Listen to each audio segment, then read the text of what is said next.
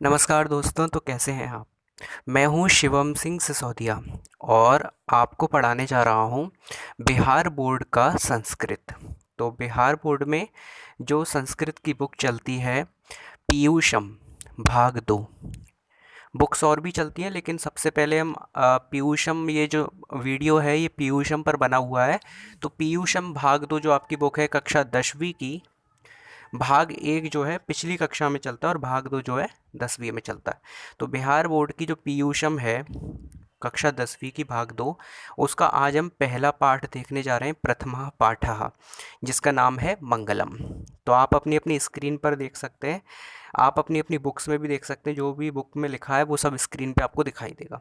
तो सबसे पहले लिखा है उपनिषदः वैदिक वाङ्मयस्य अन्तिमे भागे दर्शन शास्त्रस्य सिद्धान्तान् प्रकटयन्ति। तो उपनिषद वैदिक वांग्मय के अंतिम भाग में दर्शन शास्त्र के सिद्धांत को प्रकट करते हैं। देखिए, मैं आपको पहले ही बता दूं कि ये जो वीडियो है पहला वीडियो, इसमें आपको पहले चैप्टर की फुल एक्सप्लेनेशन मिलेगी। पूरा आपको एक्सप्लेन करूंगा, पूरा सब डिस्क्राइब करूंगा, एक एक श्लोक का मीनिंग बताऊंगा। और देन दूसरा वीडियो जो होगा उसमें आपका पूरा अभ्यास, प्रश्न उत्तर वगैरह आपको मिलेंगे। तो चलिए हम इस अभ्यास वाली वीडियो, इस एक्सप्लेनेशन वाली वीडियो की शुरुआत करते हैं। तो लिखा है, हमने पहले वाक्य का मीनिंग जान ही लिया, एक बार और देख लेते हैं। उपनिषदा वैदिक वाङ्मय से अंतिमे भागे दर्शन शास्त्र से सिद्धांतान प्रकटयन्ति। उपनिषद वैदिक वाङ्मय के यानी वैदिक लिटरेचर के अंतिमे भागे यानी अंतिम भाग को, जिसको दर्शन शास्त्र से यानी फिलॉसफी के, जिसको फिलॉसफी बोलते हैं, सिद्धांतान प्रकटयन्ति सिद्धांतों को प्रकट करते हैं। सर्वत्र परम पुरुषस्य परमात्मनः महिमा प्रधानतया गीयते।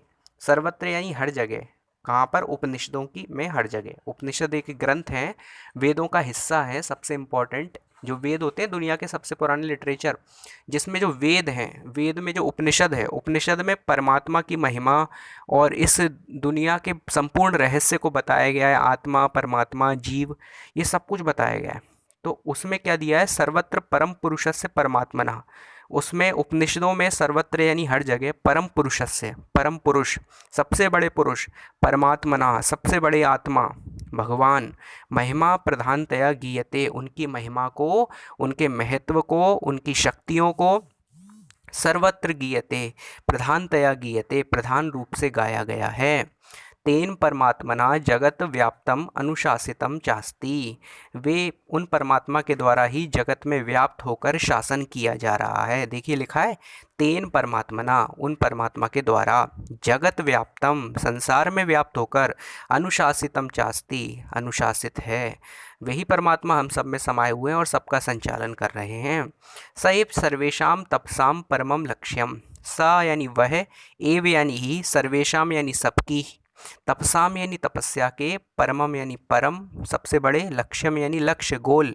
तो वे ही सबकी तपस्या के, सभी कार्यों के परम लक्ष्य हैं। जो परमात्मा हैं वे ही हर कार्य के परम लक्ष्य हैं। अस्मिन् पाठे परमात्मा परा उपनिषदाम पद्यात्मकाः पंचमंत्राः संकलिताः सन्ति। इस पाठ में, अस्मिन् पाठे, परमात्म पराः, परमात्मा के पर, उपनिषदाम, उपनिषद से लिए गए, पद्यात्मकाः, पद्य रूप में, पंचमंत्राः, 5 मंत्र, संकलिताः सन्ति, संकलित हैं, इकट्ठे हैं। तो यहाँ पे उपनिषद से 5 मंत्र दिए गए हैं, अलग अलग उपनिषदों से वो यहाँ पर रखे गए हैं और उनके द्वारा यहाँ पर हमें जो है इस पाठ को पढ़ना है। और ये पाठ मंगलम यानी पहला पाठ प्रेयर के रूप में है और उस परम पुरुष परमात्मा की वंदना यानी स्तुति है, उसके बारे में बताया गया है। तो सबसे पहला जो यहाँ पर मंत्र है, इन्हें हम श्लोक नहीं बोलेंगे, क्योंकि श्लोक जो होते हैं वो लौकिक साहित्य में होते हैं। वैदिक साहित्य में मंत्र होते हैं। वेदों से जुड़ी जितने भी ग्रंथ हैं उनके लिटरेचर को, उनकी सूक्तियों को, उनके वर्सेस को हम बोलते हैं मंत्र, श्लोक नहीं बोलते। ठीक है? रामायण, महाभारत आदि जितने भी ग्रंथ होंगे उनमें को बोलेंगे हम श्लोक, उनमें जो लिखे होंगे वो श्लोक होंगे। तो पहला मंत्र हमें दिया है ईशावास्योपनिषद, जो कि शुक्ल यजुर्वेद का हिस्सा है, उसका 15वां मंत्र दिया है हमें। दूसरा वेद जो है शुक्ल यजुर्वेद, उसका हिस्सा है कौन सा ग्रंथ? ईशावास्योपनिषद। ईशावास्योपनिषद से हमें ये मंत्र दिया है। तो ये मंत्र क्या है? हिरण्मयेन पात्रेण सत्यस्यापिहितं मुखं तत्त्वं पूषन्नपावृणु सत्यधर्माय दृष्टये। ईशावास्योपनिषद का 15वां मंत्र है ये। तो इसका हम मीनिंग देख लेते हैं। तो लिखा है हिरण्मयेन पात्रेण। हिरण बोलते हैं सोने को, चमकीला, सुनहरा या फिर सोना। तो हिरण्मयेन पात्रेण, हिरण्मय पात्र से यानी मायामय पात्र से, चमकीले जो हमारी आंखों को चकाचौंध से भर देता है, ऐसे माया रूपी पात्र से, आवरण से, पात्रेण यानी आवरण से। तो माया रूपी आवरण से, हिरण्मयेन पात्रेण, चमकीले सुनहरे माया रूपी आवरण से, झूठ रूपी आवरण से, दिखावे रूपी आवरण से, या फिर हमारी जो लौकिक दृष्टि है उस पर, उसके आवरण से, सत्यस्यापिहितं मुखम, सत्यस्य यानी सच का, यानी परमात्मा का, सत्यस्य ईश्वर का, सच्चाई का, सत्यस्य अपिहितम मुखम, यहाँ पर अ मिल गया है सत्यस्य में तो बड़ा आ बन गया है, सत्यस्या पिहितम मुखम। तो सत्यस्य परमात्मा का, अपिहितम ढक गया है, मुखम यानी कि चेहरा। जो परमात्मा है जिनका बड़ा सुंदर चेहरा है, साकार सगुण परमेश्वर, उनका मुख जो है, उस सच्चाई का मुख जो है, हम इसको सच्चाई से भी ले सकते हैं, सत्यस्य। ये हम अपने लौकिक जीवन में भी हम बिल्कुल लॉजिकली प्रस्तुत कर सकते हैं, साइंटिफिकली प्रस्तुत कर सकते हैं कि मायामय आवरण से, झूठ के आवरण से, बुराइयों के आवरण से, हिरण्मयेन पात्रेण चकाचौंध से, सत्यस्यापिहितं मुखम, जो ईश्वर का चेहरा है, जो परम सत्य का, सच्चाई का चेहरा है, वो ढका हुआ है, जो अच्छाई का चेहरा है वो ढका हुआ है। हिरण्मयेन पात्रेण सत्यस्यापिहितं मुखम, हिरण्यमय पात्र से सत्यस्य सच्चाई का, अपिहितम ढका हुआ है आवरण से, मुखम यानी चेहरा। तत्वम वह ही, तत् यानी वह, त्वम यानी आप, पूषण अपावरणु, पूषण परमात्मा, अपावरणु हटाइए, सत्य धर्माय दृष्टये, सत्य धर्म की दृष्टि के लिए, सत्य धर्म के लिए, सत्य और धर्म के लिए, सच्चाई और अच्छाई के लिए, सत्य यानी सच्चाई, धर्म यानी अच्छाई, सत्य धर्माय दृष्टये, और सत्य और धर्म का दर्शन दीजिए। हे ईश्वर, आप इस आवरण को हटाइए, जो चारों तरफ बुराई का, अंधकार का आवरण जो है, चमकीला चकाचौंध का, धन संपत्ति का, माया का जो आवरण है उसको हटाइए। तत्वम पूषण अपावरणु, अपावरणु यानी हटाइए, पूषण परमात्मा का नाम है, और सत्य धर्माय दृष्टये, सत्य धर्म के दर्शन के लिए, तत्वम वह ही, पूषण अपावरणु, ये परमात्मा, अपावरणु हटाइए, क्या हटाइए, शुरू में बता दिया गया, हिरण्यमय पात्र यानी चकाचौंध भरा पात्र। तो इसका अगर हम कंक्लूजन देखें, एक जल्दी से हम इसका मीनिंग देखें तो उसका मीनिंग होता है, हे ईश्वर, आपका चेहरा जो है, सत्य का चेहरा जो है, अच्छाई का चेहरा जो है, वो पाप से, माया से, अंधकार से, बुराइयों के आवरण से ढका हुआ है। तो हे ईश्वर, तत्वम पूषण अपावरणु, आप उस आवरण को हटाइए और सत्य धर्माय दृष्टये, सत्य धर्म का दर्शन दीजिए। तो ईशावास्य उपनिषद का 15वां मंत्र है। अगला मंत्र है, अणोरणीयान महतो महीयान आत्मा सृजन्तोर्निहितो गुहायां तमाक्रतु पश्यति वीत शोको धातु प्रसादान महिमान मात्मना। तो ये कठोपनिषद से लिया गया है। कठोपनिषद कहाँ से है? कठोपनिषद जो है कृष्ण यजुर्वेद का हिस्सा है। ठीक है, तो कठोपनिषद कृष्ण यजुर्वेद का हिस्सा है। पहला मंत्र शुक्ल यजुर्वेद के ईशावास्य उपनिषद से, यजुर्वेद दो भागों में बटा हुआ है, दूसरा वेद जो है यजुर्वेद वो दो भागों में बटा है, शुक्ल यजुर्वेद और कृष्ण यजुर्वेद। पहला मंत्र शुक्ल यजुर्वेद के ईशावास्य उपनिषद से था, दूसरा मंत्र कृष्ण यजुर्वेद के कठोपनिषद से है।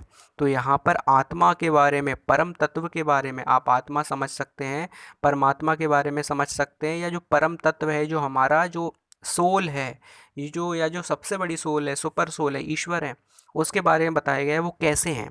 तो यहाँ पे बताया गया है कि वो छोटे से छोटे भी हैं, सबसे छोटे अणु जिसको हम निराकार कह सकते हैं, और बड़े से बड़े भी हैं यानी साकार। तो दोनों रूपों में ईश्वर, मतलब सब, ईश्वर के अंदर इतनी शक्ति है कि वो कितना भी बड़ा हो सकता है और कितना भी छोटा हो सकता है। ईश्वर संपूर्ण है। अगर ईश्वर की सत्ता में केवल निराकार होना है, बिना आकार का होना है, तो वो ईश्वर संपूर्ण नहीं है। और ईश्वर की सत्ता में केवल साकार होना है तो अब भी वो संपूर्ण नहीं है। ईश्वर तो संपूर्ण है, तो उसके अंदर दोनों गुण होने चाहिए, निराकार भी और साकार भी। तो ईश्वर दोनों है, निराकार भी है और साकार भी है। ईश्वर अकेला निराकार नहीं है, ईश्वर की दोनों सत्ताएं हैं, दोनों पहलू हैं। तो यहाँ पे बताया गया है अणोरणीयान महतो महीयान, जो आत्मा है अणु, अणु हो यानी अणु से भी, अणु यानी कि एक धूल के कण से भी अणीयान छोटी है, यानी एक धूल का कण जितना छोटा होता है उससे भी ज़्यादा छोटी है आत्मा। और महतो महीयान, महान से भी महान है आत्मा या फिर परमात्मा, दोनों का गुण बताया है। आत्मा से जंतोर निहितो गुहायाम, और ये आत्मा जो है कहाँ रहती है, आत्मा से जंतो सभी जीवों के, निहितो गुहायाम गुफा में, जीव रूपी गुफा में, शरीर रूपी गुफा में रहती है। जंतु हो, जंतु शब्द में जब हमने सब षष्ठी विभक्ति लगाई तो हो गया जंतो हो, और उसमें निहितो मिलाया गया तो विसर्ग का रा बन गया। तो आत्मा से जंतोर निहितो गुहायाम, आत्मा रूपी, आत्मा जो है वो शरीर रूपी गुफा में रहती है। तमक्रतु पश्यति वीत शोको, तम यानी उसको, अक्रतुहु यानी कामना रहित, पश्यति देखते हैं, वीत शोको धातु प्रसादान महिमात महिमानमात्मनः, और जो है ईश्वर के प्रसाद से, महिमा से, महिमामान उस आत्मा को देख पाते हैं। तम यानी उसको, अक्रतु यानी जो कामना रहित लोग हैं, जिनके अंदर कामना शेष नहीं बची है, ऐसे लोग उसका दर्शन करते हैं। पश्यति यानी देख पाते हैं उस आत्मा को, उस परम तत्व को देख पाते हैं। वीत शोको यानी जिनका शोक नष्ट हो गया है, ऐसे लोग, आत्मा को जानना यानी अपने आप को जानना, ईश्वर को जानना, ये सब कौन कर पाता है, तम।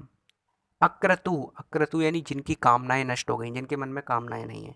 वीत शोको जो दुख से ऊपर है, जिनके दुख बीत गए हैं, वीत शोको। धातु, धातु कहा गया है परमात्मा को, ईश्वर को। विष्णु सहस्त्र नाम में भी जो एक श्लोक आता है, विधाता धातुरुत्तमः, यानी विष्णु भगवान का एक नाम बताया है धातु। धातु परमात्मा का वाचक है, ईश्वर का वाचक है। तो यहाँ पे कहा गया है धातु प्रसादात, उन भगवान के प्रसाद से, महिमान मात्मना, हम इसकी महिमा को जान सकते हैं। आत्मना यानी आत्मा की महिमा को जान सकते हैं, अपने आप को, स्वयं को पहचान सकते हैं। ये कठोपनिषद का पहले खंड का पहले दूसरे अध्याय का 20वां मंत्र है। एक बार इसका एक बार और देख लें तो अणोरणीयान महतो महीयान आत्मा से जंतोर निहितो गुहायाम, यानी जो आत्मा है वो अणु से भी अणु है, धूल के कण से भी छोटी है, और महतो महीयान महान से भी महान है। आत्मा से जंतुर निहितो गुहायाम, ये जो आत्मा है जंतु रूपी गुफा में रहती है, शरीर रूपी गुफा में रहती है। तम अक्रतु पश्यति वीत शोको, यानी उस आत्मा को वही व्यक्ति देख पाता है जो कामना रहित है और दुख से निकल चुका है, शोक से रहित है। धातु प्रसादान महिमान मात्मना, और उसकी महिमा को, आत्मा की महिमा को जो व्यक्ति है वो कैसे जान पाता है, धातु प्रसादान यानी ईश्वर की प्रसाद से, प्रसाद यानी कृपा, ईश्वर की कृपा से। ये दो मंत्र यहाँ पर हो जाते हैं। आइए हम तीसरे मंत्र की ओर बढ़ते हैं।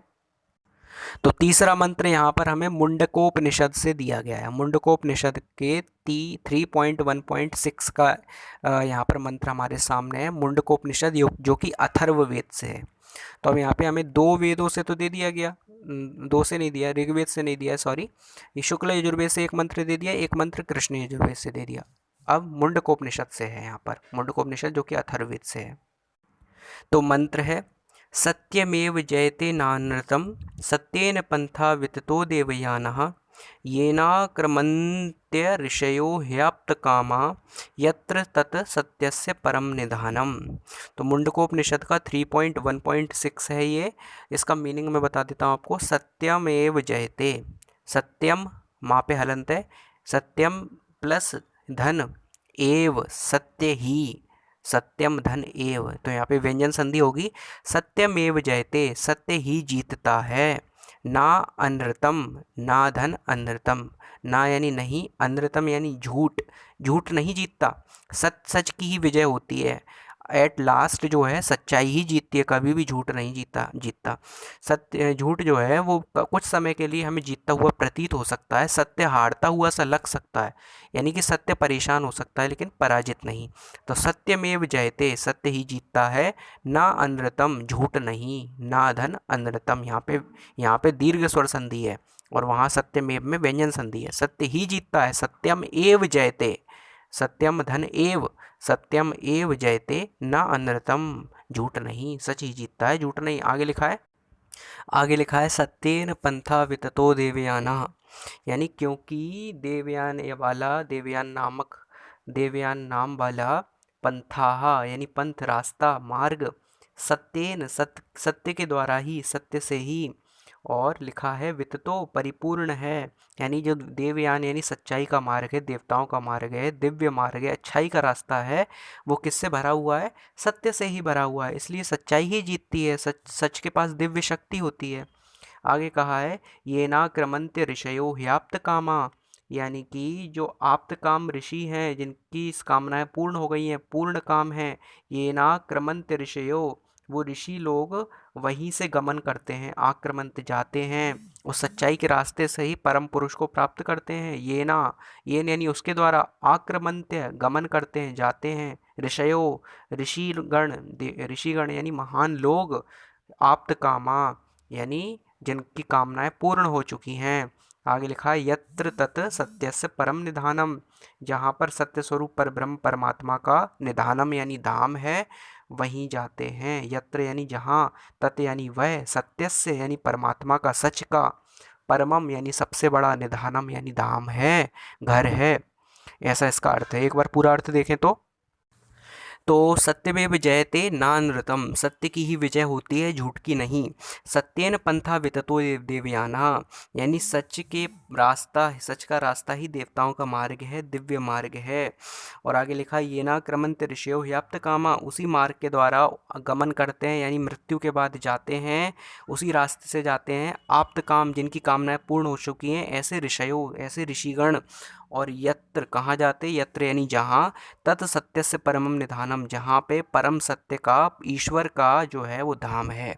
एक बार मीनिंग और देखें तो सत्य की जय होती है, झूठ की नहीं, क्योंकि सच का पथ, सच का मार्ग दिव्य मार्ग को विस्तृत करता है, दिव्य मार्ग से परिपूर्ण है, दिव्यता से परिपूर्ण है, अच्छाई से परिपूर्ण है, दिव्य शक्ति से परिपूर्ण है। जहाँ पर ऋषिगण जो हैं, निष्काम ऋषिगण, कामना पूर्ण ऋषिगण जहाँ पर जाते हैं, जिनके मन में कोई कामना नहीं है, और कहाँ जाते हैं? जहाँ पर परम सत्य का निधानम यानी कि परम धाम है। इस प्रकार से ये अर्थ पूरा होता है। नेक्स्ट अर्थ की ओर बढ़ते हैं। नेक्स्ट मंत्र है, ये भी मुंडकोपनिषद से है। लिखा है यथा नद्याः स्यन्दमाना समुद्रे स्तम गच्छन्ति नाम रूपे विहाय, तथा विद्वान नाम रूपाद विमुक्तः परात् परम पुरुष मुपैति दिव्यम।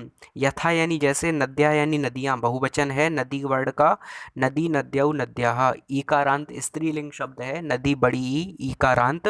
तो यथा यानी जैसे, नद्या यानी नदियाँ, स्यन्दमाना यानी जाती हैं, समुद्रे समुद्र में समा जाती हैं, स्तम गच्छन्ति और जाती हैं, नाम रूपे विहाय यानी कि अपने नाम और रूप को छोड़कर, जो नदियां हैं जिस प्रकार समुद्र में विलीन हो जाती हैं, यानी प्रवाह, सेंध माना यानी प्रवाहित होती हुई, बहती हुई नदियां जो हैं, यथा नद्या जैसे नदियां, सेंध माना बहती हुई, समुद्र में, स्तम गच्छन्ति चली जाती हैं, नाम रूपे विहाय अपने नाम और रूप को छोड़कर।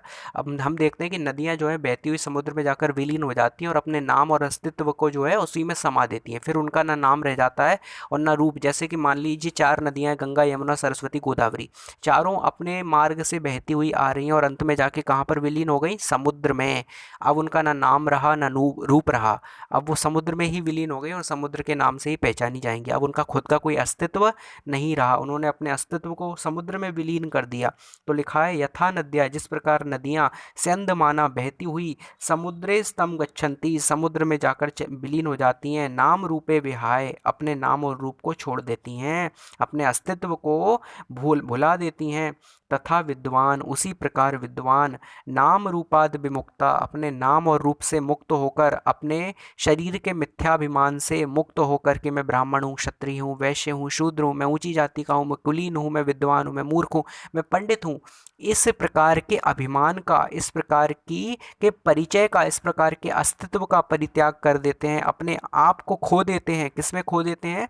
परात परम पुरुष मुपैति दिव्यम, परात पर पुरुष में, उपैति प्राप्त प्राप्त कर लेते हैं दिव्यम यानी उस दिव्य को। जिस प्रकार से इसका एक बार मीनिंग देखें तो जिस प्रकार से यथा नद्या सिंधमाना समुद्र, जिस प्रकार बहती हुई नदियाँ समुद्र में जाकर गच्छन्ति नाम रूपे विहाय चली जाती हैं और अपने नाम रूप को छोड़ देती हैं, तथा विद्वान उसी प्रकार विद्वान लोग महान लोग नाम रूपाद विमुक्ता अपने नाम और रूप से मुक्त होकर परात परम पुरुष मुपैति दिव्यम उस परात पर पुरुष को, उस पर ब्रह्म परमेश्वर को, भगवान को उपैति प्राप्त कर लेते हैं जो कि दिव्यम दिव्य है।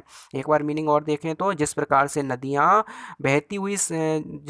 बहती हुई नदियाँ समुद्र में जाकर विलीन हो जाती हैं, अपने नाम रूप को त्याग देती हैं, उसी प्रकार जो विद्वान लोग हैं, जो महान लोग हैं, वो अपनी पहचान को छोड़कर अपने आप को भुलाकर उस परमात्मा में हमेशा के लिए विलीन हो जाते हैं, समा जाते हैं। ये इस प्रकार से इस मंत्र का अर्थ हुआ। अगले मंत्र की ओर बढ़ते हैं। आइए देखें अगला मंत्र जो है वो श्वेताश्वतर उपनिषद से लिया गया है। श्वेताश्वतर उपनिषद जो है वो मंत्र है यहाँ पर श्वेताश्वतर उपनिषद का कौन सा वाला वो मंत्र है 3.8 3.8।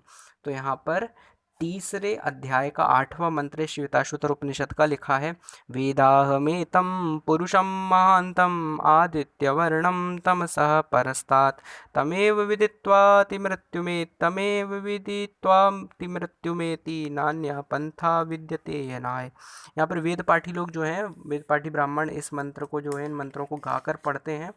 ये उनका एक तरीका होता है, स्वरित उच्चारण होते हैं और स्वरित और नीचे अनुदात और उदात्त इस प्रकार के स्वर होते हैं, उनसे इसको पढ़ा जाता है, गाने का तरीका होता है। तो वेद पाठी ही पढ़ सकते हैं उसको, जो वेदों को पठन करते हैं, गायन करते हैं, उसकी भी एक सीखते हैं, उसकी भी ट्रेनिंग होती है। तो यहाँ पर मंत्र हम देख सकते हैं वेदाहमेतं पुरुषं महांतम आदित्यवर्णम तमसः परस्तात् तमेव विदित्वाति मृत्युमेति नान्य पंथा विद्यते नयनाय। मैं वेद पाठी नहीं हूँ इसलिए मैंने उस तरीके से तो नहीं पढ़ा है। चलिए अब हम इसका मीनिंग देखते हैं। पहली लाइन का मीनिंग है तो वेदाहमेतं पुरुषम महांतम। तो वेदाहमेतं शब्द दो शब्दों से मिलकर बना है, वेद अहम और एतम एतम। तो वेद यहाँ पर और धन अहम, यहाँ पे दीर्घ स्वर संधि हो गई वेदाहम और माँ पे हलंत है वेदाहम एतम, यहाँ पे व्यंजन संधि हो गई। तो दो जगह से ज्वाइंट है यहाँ पर वेदाहमेतम, तीन शब्दों से मिलके बना है वेदाहमेतम। तो वेद यानी जानते हैं, जानता, अहम यानी मैं, एतम यानी उसको, पुरुषम यानी एतम यानी इस। तो वेदाहमेतम मैं इसको जानता हूँ, पुरुषम महानतम महान पुरुष को, आदित्य वर्णम तमसा परस्तात् जिसका वर्ण कैसा है, सूर्य की भांति प्रकाशमान है। ईश्वर जो है साकार है, परब्रह्म परमेश्वर भगवान जो है साकार रूप में है, कृष्ण राम विष्णु, और उनके शरीर के अंदर से निकलने वाला निर्विशेष प्रकाश जो है, जो चमक है, जो किरण है, वो निराकार है। तो ईश्वर के दोनों रूप हैं, ईश्वर खुद साकार है और उसके अंदर से निकलने वाली चमक प्रकाश वो निराकार है। जिस प्रकार से जो बल्ब होता है वो उसका एक आकार होता है लेकिन उसके अंदर से निकलने वाली रोशनी निराकार होती है। तो ईश्वर दोनों रूप में है। तो उसका बताया गया है कि उसका प्रकाश कैसा है, उसका वर्ण कैसा है, उसका रंग कैसा है। लिखा है वेदाहमेतम मैं उस महान पुरुष मैं वो जानता हूँ, पुरुषम उस पुरुष को, महानतम महान को, मैं उस महान पुरुष को जानता हूँ। आदित्य वर्णम जिसका वर्ण है आदित्य यानी सूर्य के समान, तमसः परस्तात् और वो तमसा यानी अंधकार से, पर तमसा परस्तात् अतीत है, अंधकार से दूर है, अंधकार से परे है, ये बताया गया है। जो ईश्वर है मैं उस महान से भी महान परम पुरुषोत्तम को जानता हूँ जो अविद्या रूपी अज्ञान रूपी अंधकार से सर्वथा अतीत है, दूर है। तमेव विदित्वाति यानी उसको जानकर, तम यानी उसको, विदित्वाति यानी जानकर ही, मृत्युमेति यानी मनुष्य जो है मृत्यु को, नान्या पंथा विद्यते अनाय मृत्यु को पार करता है और जन्म मृत्यु के बंधन से छुटकारा पा लेता है, और नान्या पंथा किसी और पंथ से नहीं, विद्यते अनाय अपने परम पद को प्राप्त करता है। विद्यते यानी प्राप्त करता है, स्थित होता है, अयनाय यानी परम पद में, अपने वास्तविक घर में जाता है। तो एक बार इसका और अर्थ देखें तो वेदाहमेतम पुरुषम महानतम मैं उस महान पुरुष को जानता हूँ। आदित्य वर्णम तमसा परस्तात् जिसका वर्ण जो है, जिसका जो रंग है, जिसका जो रूप है वो आदित्य वर्णम सूर्य की चमक के समान है, तमसा परस्तात् और जो अज्ञान रूपी अंधकार से, तमसा यानी अंधकार से, परस्तात् परे है, अतीत है, दूर है, जिसमें अंधकार अज्ञान का नामो निशान नहीं है। तमेव विदित्वाति उसको जानकर ही मृत्यु मेति मृत्यु को पार कर किया जा सकता है, और नान्या पंथा किसी और, ना यानी नहीं, अन्य यानी किसी और से, किसी और पंथा यानी रास्ते से, विद्यते या नाय परम पद को प्राप्त नहीं किया जा सकता, अपने वास्तविक धाम को प्राप्त नहीं किया जा सकता जहाँ से हम आए हैं। उस पुरुष को जानकर ही, उस ब्रह्म को जानकर ही ये सब किया जा सकता है। एक बार और मीनिंग देखें तो, वेदाहमेतम पुरुषम मानता, मैं उस महान पुरुष को जानता हूँ, आदित्य वर्णम तमसा परस्तात्, जिसका वर्ण आदित्य यानी सूर्य के समान है और जो अंधकार से सर्वथा परे है, तमें विदित्वाति, उसको जानकर ही मृत्यु मेति, मृत्यु और जन्म और मृत्यु के चक्र से छूटा जा सकता है। नान्य पंथा विद्यते नाय, किसी और रास्ते के द्वारा उस परम धाम को प्राप्त नहीं किया जा सकता। इस प्रकार से इसका अर्थ हमने देख लिया, ये श्वेताश्वतर उपनिषद से था। इसके बाद आपके पाठ में जो है नीचे शब्दार्थ दिए हैं, आप उन शब्दार्थों को देख सकते हैं। आज उन शब्दार्थों को देखकर आप वर्ड के मीनिंग जान सकते हैं। आपकी बुक में भी दिए गए हैं और यहाँ पे भी जो है मैंने दे के रखे हैं। तो एक बार संस्कृत में, फिर उसका संस्कृत में अच्छे से विस्तार है, फिर उसका हिंदी में अर्थ दिया है। ऐसे कुछ कठिन वर्ड्स के मीनिंग आपको यहाँ पर दिए गए हैं, आप उनको देखिए। और अगले वीडियो में हम मिलेंगे जहाँ पर प्रश्न उत्तर संपूर्ण अभ्यास को हम देखेंगे, एक एक प्रश्न के उत्तर को देखेंगे। तब तक के लिए मुझे इजाज़त दीजिए। मैं इस वीडियो को यहीं क्लोज़ करता हूँ। इस चैनल को सब्सक्राइब ज़रूर कीजिए जिससे आप आने वाली वीडियो को देख सकें, और आप कोशिश करूँगा कि आपको अच्छे से अच्छे सरल तरीके से संस्कृत समझा सकूँ। बहुत बहुत धन्यवाद। Thank you so much.